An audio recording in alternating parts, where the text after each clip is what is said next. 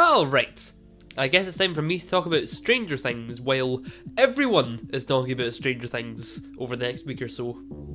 And then, literally nobody mentions it outside of the major fans for the next about 2 years. Well, that's just generally what it's like with your release schedules, Netflix.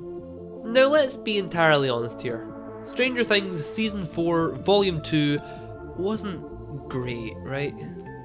I mean, there's some amazing stuff in here, please don't get me wrong. Some proper highlights of the whole series. There's a lot of understandable frustration about how Will's character has been handled over the last couple of seasons, but that scene with him and Mike in the car?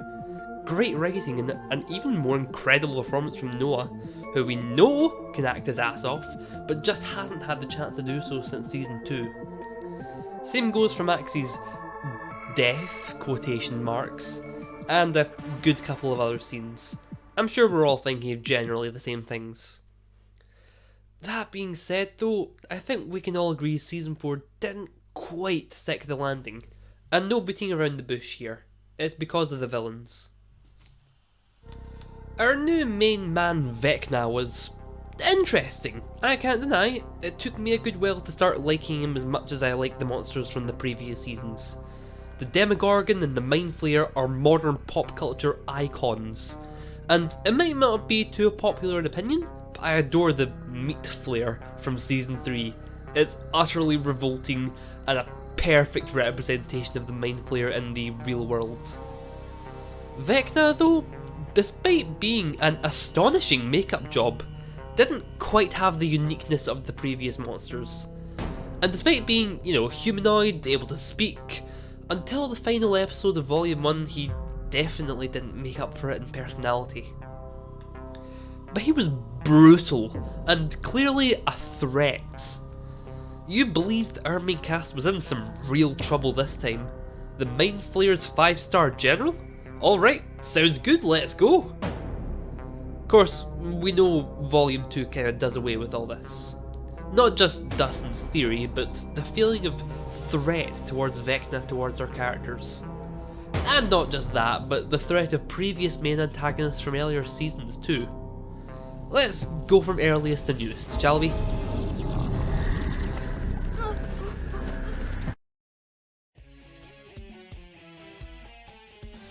Brenner was always a weird case. The best I can describe him is the man who knows everything and yet nothing. I really wish we got more of a dive into just who he is, but I think it's very clear now that that's never going to happen.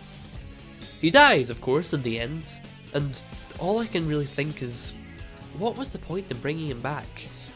What did he add that he couldn't have added in purely flashback form? Well, I suppose it was the better established one, but I feel like there could have been far more done here. And, done in a way that doesn't make the audience question how the hell he survived this. From this. Speaking of,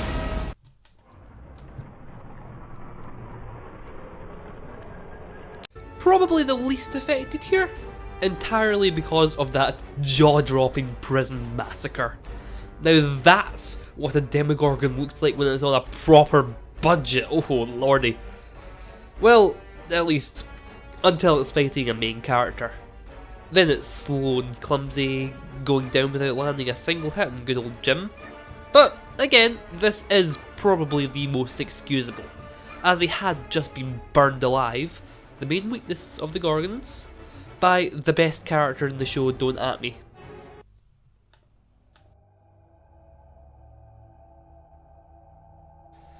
This is where things get bad. Some of this might be more personal opinion, I understand that. I'm sure some of you might like where this series has ended up heading, but personally, an ancient, eldritch, Lovecraftian deity that lurks in the shadows of storm clouds. We don't know what it is or where it came from, not really. Neither the characters nor the audience can truly wrap their head around such a being even existing. And the threat is less a single monster and more an existential disaster waiting to happen. That was the Mind Flayer in Season 2 and 3. It was utterly awesome. And more than that, it was pretty unique. Like, the only other mainstream media that features these kind of Lovecraft-esque antagonists, I'd say would be Stephen King, and even then, none of those have really translated well to film or TV. So I hope my disappointment is understandable when it's revealed that the flare was actually just a big ball of smoke chilling before a psychopath, a scary one, no doubt, with psychic powers and everything, but in the end just a human who'd gotten his ass beat by an 8-year-old last episodes, transformed it into the creature we recognised a few years ago. This just reeks of retcon, and unless more is revealed in Season 5, until more is revealed in Season 5, I can't help but feel Season 2 and 3 have been degraded, and that these are not the mechanisms of a dark and noble god, but instead just a 30-something-year-old nihilist pissed off at a small child.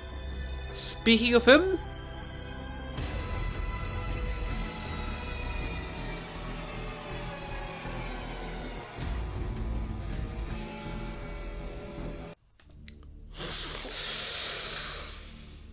okay, look.